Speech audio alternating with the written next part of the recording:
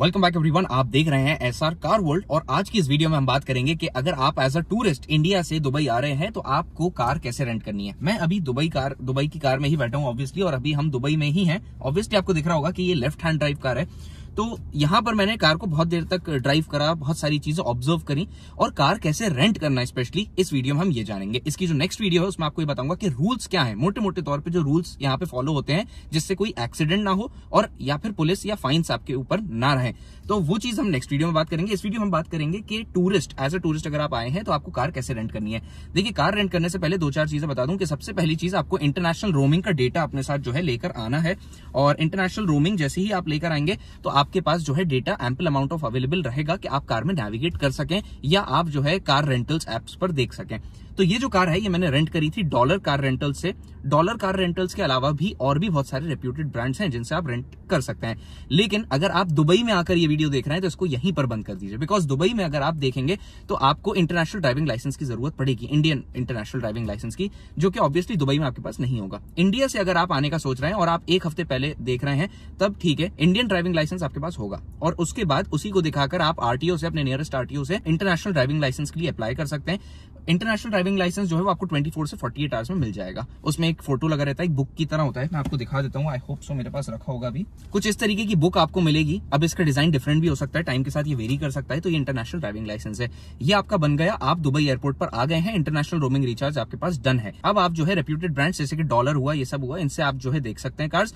अगर आपको रेट इनसे महंगा मिल रहा है तो आप करीम्स पर भी देख सकते हैं। करीम एक ऐप है जिसपे आपको खाना भी मिल जाएगा और यहाँ का बहुत सारी चीजें जो है, कार रेंटल्स, टैक्सीज, ये सारी चीजें आपको उस पर मिल जाती हैं। करीम ऐप पर आपके पास ये एडवांटेज रहता है कि आपको कोई सिक्योरिटी डिपॉजिट नहीं देना पड़ेगा। लेकिन जैसे कि मैंने डॉलर से लिए तो डॉलर में मैंने सिक्योरिटी डिपॉजिट पे करा है 1500 दिरहम्स का, which is close to 35,000-36,000 rupees. तो वो जो है वो मैंने डिपॉजिट के लिए देकर रखा है और पैसा मेरा लॉक्ड है जब तक कार मेरे पास है। और जैसी कार रिटर्न करूंगा विद इन 7 डेज वो पैसे मेरे पास वापस आ जाएंगे।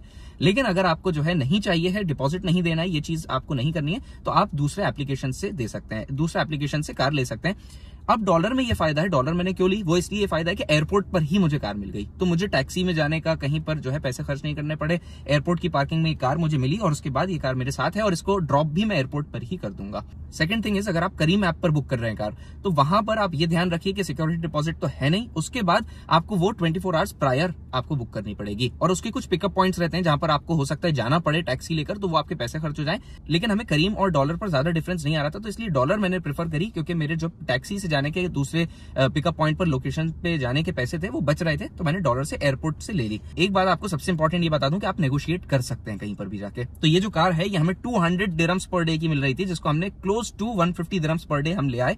और जैसे जैसे आप डेज बढ़ाते जाएंगे तो आप और नेगोशिएट कर सकते हैं कि हम डेज जो है कार के ज्यादा बढ़ा रहे हैं तो हमारा जो है बजट थोड़ा सा और कम करा जाए।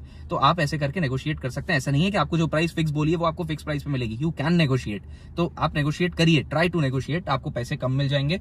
दूसरी चीज, एक बात और बताना चाहूंगा कि वो लोग आपके पास साइन कराएंगे कि कार में जो है कहां उनकी कार में स्क्रैचेस हैं, तो आपको उस पर साइन करना है ऑब्जर्व करके। ये तो बिल्कुल क्लोज टू न्यू कार है, तो इसमें कोई भी स्क्रैचेस नहीं थे जिसमें मैंने साइन कर दिया था।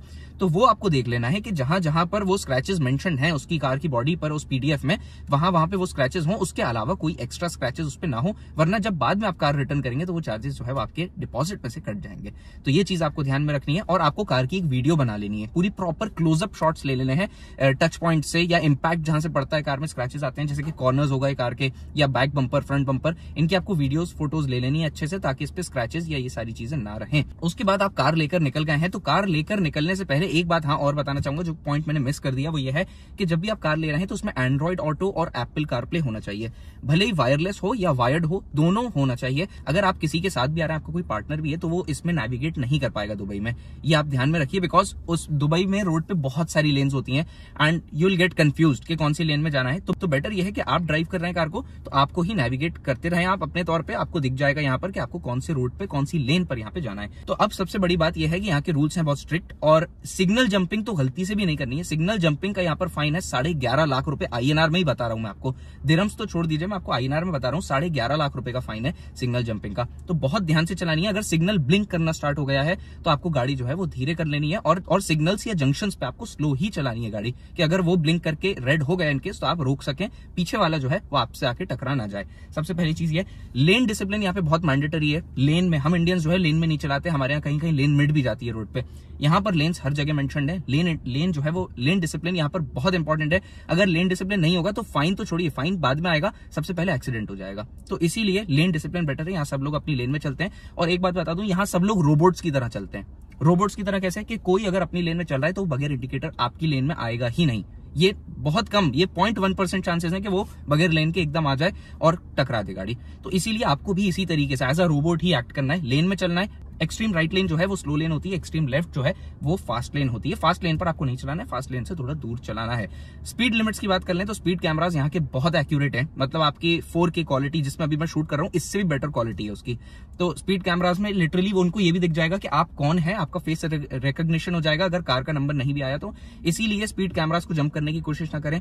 और हाँ, एक बात सबसे इंपॉर्टेंट है, बोनस टिप, जो लोग इस वीडियो में यहां तक रुके हैं, यहाँ पर गूगल मैप्स नहीं चलेगा। तो गूगल मैप्स अगर आप चलाते भी हैं तो आपको रास्ता दिख जाएगा, सब चीजें दिख जाएंगी, बट काम सही से नहीं कर पाएगा। आप बहुत ज्यादा एग्जिट्स मिस कर जाएंगे, क्योंकि यहाँ पर एक जगह से 12-13 रोड्स निकलते हैं, तो आपके समझ में नहीं आएगा कौन सी लेन पर जाना है। इसलिए वेज ऐप है, वेज एप्लीकेशन जो है वो आपको इंस्टॉल कर लेना है। वेज एप्लीकेशन की सेटिंग्स में जाकर, वेज एप्लीकेशन बेटर रहेगा, वो आपको लेन बताता रहेगा कि कौन सी लेन पर आपको चलना है। और वेज एप्लीकेशन में सबसे इंपॉर्टेंट चीज ये कि अवॉइड टोल्स आपको कर देना है सेटिंग्स में जाकर, तो टोल्स भी जो है वो आपके बचते रहेंगे। ये भी आपके पैसे जो है मैंने यहाँ पर बचवा दिए हैं। बाकी जितने भी मोटे मोटे रूल्स थे वो मैंने आपको बता दिए हैं। और हाँ, यहाँ पेडेस्ट्रियंस प्रायोरिटी है, पेडेस्ट्रियंस पर गाड़ी टच होनी भी नहीं चाहिए। इनकेस अगर हो गई तो वो बहुत बड़ा जुर्माना उस पर आपको भरना पड़ेगा, इसलिए। और पेडेस्ट्रियंस अगर क्रॉस करते हैं तो वो आंख बंद करके क्रॉस करते हैं, आप समझ लीजिए, क्योंकि उनको मालूम है यहाँ पर इंसान रुकेगा ही, कार वाला, वो क्रॉस नहीं करेगा। तो ये चीज आपको देख लेनी है। दूसरी चीज, जब भी आप जंक्शन पे या स्पीड ब्रेकर पर जा रहे हैं और आपको ऐसा लग रहा है कि सर्किल पर, राउंड अबाउट पे कोई कार आ रही है और आपका ये जजमेंट है कि अगर मैं निकालूंगा तो मैं इस कार के आगे आ जाऊंगा, लेकिन आपको तब भी नहीं निकालना है। आपको उस कार का वेट करना है कि वो जंक्शन क्रॉस कर ले, सर्किल से बाहर हो जाए, राउंड अबाउट से बाहर हो जाए, उसके बाद आप उसमें एंट्री लें। बहुत सारी ऐसी चीजें हैं। नेक्स्ट वीडियो में हम इसके रूल्स के बारे में बात करेंगे। आई होप सो जितनी काम की चीजें थी वो मैंने आपको सारी बता दी होंगी इस वीडियो में, कि कार कैसे रेंट करनी है, कौन से ऐप से नेविगेट करना है और कितने पैसों में आपको कार मिल जाएगी। Mazda 6 ये मैंने ली है और ये बिल्कुल क्लोज टू न्यू मॉडल है। आई गेस 2023 एंड होगा या 2024 मॉडल है ये। तो ये मॉडल जो है 150 दिरहम्स पर डे में मुझे मिल गया था, बाकी 1500 डिपॉजिट लगा था। वीडियो पसंद आई और हेल्पफुल रही हो तो वीडियो को लाइक करिएगा और SR कार वर्ल्ड को सब्सक्राइब करना मत भूलिएगा। So guys, thanks for watching, stay tuned, till then wait for my next upcoming interesting videos. और हाँ, ध्यान रखिएगा, यहाँ पर हॉर्न बजाना जो है वो गाली देने के बराबर होता है, तो हॉर्न आपको बिल्कुल भी नहीं बजाना यहाँ पर। और गाड़ी हमेशा लो बीम में चलेगी, हाई बीम नहीं देना है।